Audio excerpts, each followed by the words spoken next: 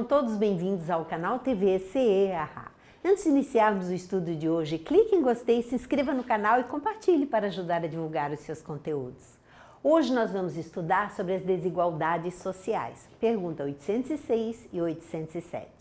Na pergunta 806, é lei da natureza a desigualdade das condições sociais? E eles respondem que não, é obra do homem e não de Deus. Todas essas desigualdades que nós vemos nos diversos sistemas que existem, nas diversas culturas que existem espalhadas por este mundo afora, todas essas desigualdades, elas não foram criadas por Deus, elas foram criadas pelo homem, pela ganância do homem em querer ter o poder, em querer ter as riquezas, às custas de várias populações. Então, isso fez com que desigualdades se tornassem muito mais acentuadas em todo o planeta. Na pergunta 806A, algum dia essa desigualdade desaparecerá? E eles respondem que eternas somente as leis de Deus o são. Quer dizer, de eternidade, somente as leis de Deus.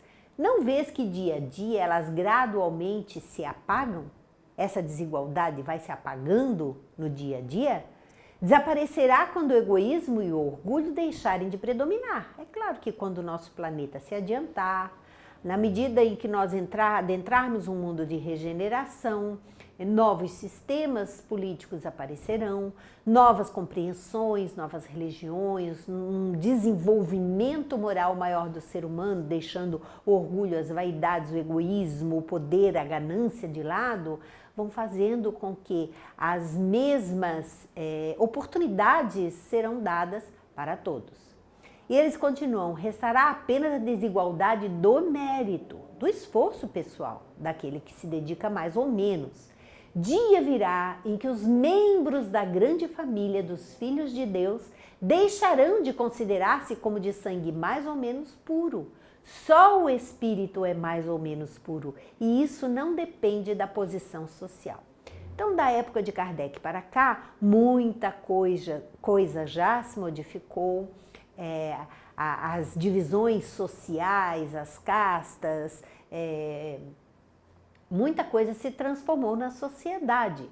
A oportunidade de estudo, a oportunidade de emprego, ainda que haja hoje em dia muita desigualdade, ainda que o poder financeiro, político, social esteja nas mãos de um número pequeno de pessoas, porém o alcance, as conquistas já foram muito grandes. E isso em pouco tempo. Quer dizer, daqui a algum tempo essas conquistas serão maiores ainda. E com o desenvolvimento moral do ser humano, muito maior ela se tornará.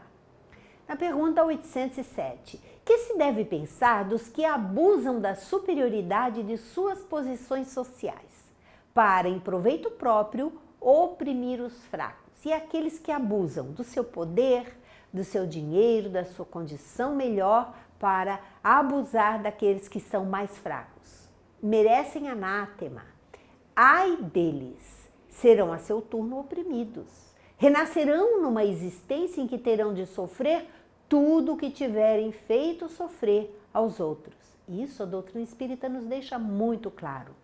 Todos aqueles que abusam do poder, que roubam, que matam, aqueles que usurpam de populações inteiras, das condições sociais, de recursos que deveriam ser conduzidos para o benefício da população, esses futuramente terão novas reencarnações em condições mais difíceis, financeiramente, socialmente, para que aprendam, passando pelas mesmas coisas que fizeram os outros sofrerem, aprendam que isso é errado, que não se deve fazer, aprendam que é o certo. Então, esse aprendizado será feito de qualquer jeito. Nós vamos encontrar na Revista Espírita, de agosto de 1861, um artigo com o título O Pauperismo, de Adolfo, bispo de Argel. E ele vai dizer assim, Em vão, os filantropos da vossa terra sonham com coisas que jamais verão realizadas. Quer dizer, muita gente faz o bem, deseja o bem para todo mundo, faz trabalhos sociais, mas querem a igualdade perante todos, querem condições financeiras, sociais, de igualdade para todos. Lembrai-vos destas palavras do Cristo. Sempre tereis pobres entre vós. Sabeis que essas palavras são a expressão da verdade. Agora que conheceis o Espiritismo, meu amigo, não achais justa e equitativa essa desigualdade das condições que vos alçava o coração cheio de murmúrios contra esse Deus que não tinha feito todos os homens igualmente ricos e felizes? Quanta gente reclama de Deus! Porque Deus não é justo de colocar uma pessoa numa condição miserável, de colocar outra pessoa com muito dinheiro, com muitos recursos. Deus não é justo, culpando Deus dessas desigualdades sociais. Nós esquecemos que se estamos num planeta ainda atrasado com esse tipo de desigualdade, é porque somos um espírito igualmente atrasados. É porque estamos aqui precisando passar por esta experiência para aprender alguma coisa. Algo que nos faltou em vidas passadas. Porque se já fôssemos espíritos mais esclarecidos, espíritos mais evoluídos, estaríamos provavelmente em planetas mais evoluídos também. E ele continua, o bispo de Argel. Então, agora que pensais ter feito Deus tudo bem feito, e que sabeis ser a pobreza um castigo ou uma prova, buscai aliviá-la. Mas não useis utopias para fazer os infelizes sonharem com uma igualdade impossível. Quer dizer, vamos ajudar aquele que está numa condição inferior, socialmente, financeiramente, vamos fazer o que tiver ao nosso alcance. Mas sem a pretensão de querer uma igualdade para todos, porque nós sabemos que na nossa condição evolutiva nós não vamos ter.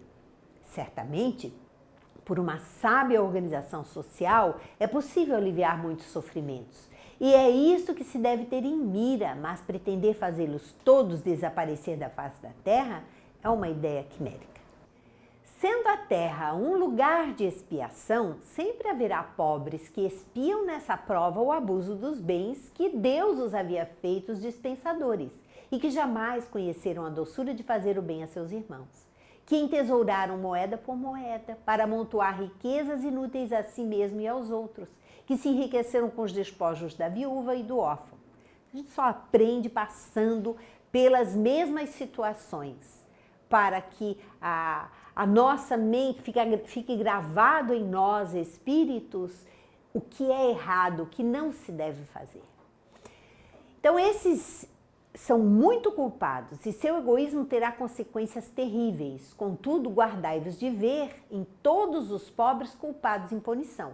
Se a pobreza é para alguns uma severa expiação, para outros é uma provação que lhes deve abrir mais rapidamente o santuário dos eleitos. Então isso não quer dizer que todos os pobres estejam ali expiando faltas de um passado. Não, muitas vezes são testes, são provações que ele mesmo pede para passar para desenvolver alguma coisa que ainda não tinha desenvolvido.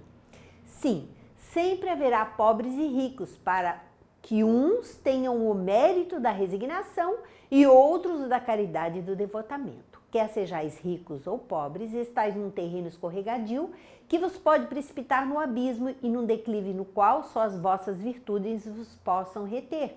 Então, em qualquer situação que nós estejamos, nós podemos falhar. Nós podemos falir espiritualmente, nós podemos cair no abismo moral, em qualquer situação que nós estivermos. Porque não é a situação social que vai nos definir como espíritos, e sim o nosso desenvolvimento, a nossa aquisição, o nosso aprendizado. Por isso estamos hoje na doutrina espírita, tentando refazer um passado de erros, tentando aprender coisas novas, tentando desenvolver novas habilidades, novas aptidões, desenvolver a nossa moral para nos tornarmos espíritos mais esclarecidos. Mas nós não precisamos saber do nosso passado. Nós podemos olhar a nossa vida atual e perceber aonde é que nós falhamos e onde é que nós precisamos aprender mais. Então, se estivermos numa condição mais humilde socialmente, estejamos resignados, estejamos conscientes, dando o nosso melhor dentro daquele círculo social em que estamos vivendo. Se temos mais condições financeiras, a nossa responsabilidade é muito maior de prover, de ajudar, de dar empregos, de ajudar socialmente o desenvolvimento social do planeta. O bispo continua: quando digo que haverá sempre pobres na terra, quero dizer que enquanto houver vícios que dela farão um lugar de expiação para os espíritos perversos, Deus os enviará para nela se reencarnarem.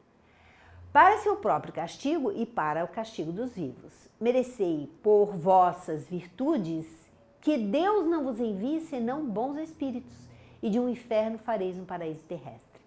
E essa oportunidade que nós estamos de viver neste momento no planeta Terra é um grande aprendizado, é uma grande oportunidade. É uma oportunidade de refazermos o nosso passado, de aprendermos coisas novas, de nos desenvolvermos, de nos doarmos. Porque a doutrina espírita ela tem um campo imenso de trabalho onde nós poderíamos estar nos doando aos nossos irmãos. Isso é muito bom, isso é lindo e nós precisamos aproveitar essas oportunidades, sair do nosso comodismo, sair das nossas casas e buscar o centro espírita, buscar o trabalho espiritual, nos envolvermos com trabalhos voluntários, assistenciais, mas acima de tudo entendermos que é do nosso desenvolvimento espiritual, do nosso desenvolvimento moral que nós precisamos cuidar, porque é a nossa reforma íntima que está em jogo. É isso que vai fazer com que a gente se adiante ou permaneça no lugar, porque é o nosso comodismo, é a nossa falta de iniciativa, é o nosso medo, é a nossa falta de fé, é a nossa indignação, tudo isso é o que vai nos puxar para trás, é o que vai nos atrasar espiritualmente. Mas com certeza, se nos dedicarmos ao estudo e à prática da doutrina espírita, nós daremos um passinho à frente no nosso processo evolutivo. E assim nós encerramos mais um estudo do módulo do Livro dos Espíritos. Muito obrigada e até o próximo encontro.